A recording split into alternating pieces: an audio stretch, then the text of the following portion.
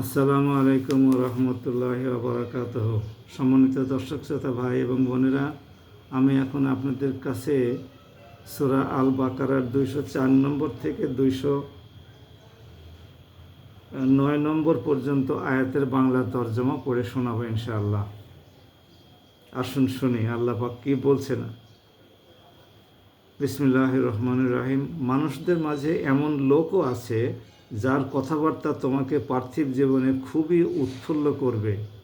তার মনে যা কিছু আছে সে তার উপর আল্লাহ তাআলাকে সাক্ষী বানায়, কিন্তু সে হচ্ছে ভীষণ ঝগড়াটে ব্যক্তি। যখন সে আল্লাহর জমিনের কোথাও ক্ষমতা লাভ করে তখন সে চেষ্টা করে সেখানে যেন সে নানা অশান্তির সৃষ্টি করতে পারে, জমিনের শস্যক্ষেত্র বিনাশ করে দিতে পারে, জীবজন্তু ও মানুষের বংশ নির্মূল করে দিতে পারে। মূলত আল্লাহ তাআলা কখনো বিপর্যয় সৃষ্টিকারীদের পছন্দ করেন না। যখন তাকে বলা হয় ফিতনা ফ্যাসাদ না করে তুমি আল্লাহ তাআলাকে ভয় করো, তখন মিথ্যা অহংকার তাকে গুনার প্রতি আরও বেশি উৎসাহিত করে। মূলত এই চরিত্রের লোকের জন্যে জাহান্নামই যথেষ্ট। অবশ্যই জাহান্নাম হচ্ছে নিকৃষ্টতম ঠিকানা। মানুষের ভেতর আবার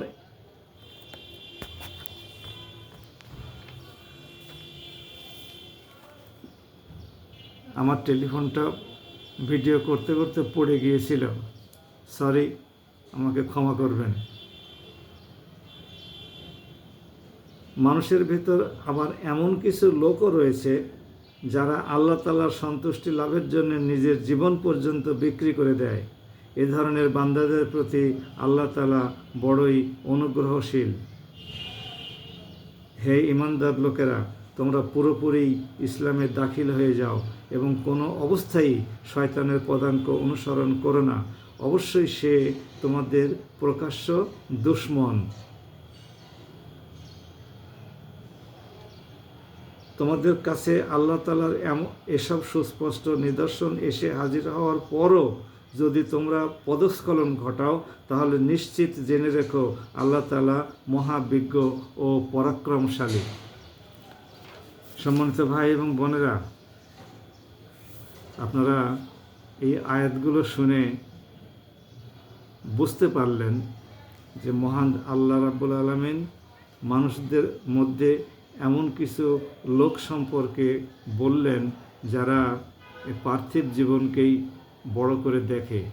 ক্ষমতা যখন লাভ করে তখন তারা মানব হত্যা করে, শস্যহানি ঘটায়, জীবজন্তু ধ্বংস করে।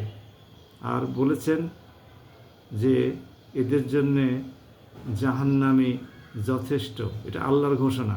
জাহান্নামের মালিক কিন্তু আল্লাহ, বেহেশতের মালিকও আল্লাহ। এটা দুনিয়ার কোনো মানুষের এখতিয়ারভুক্ত নয়।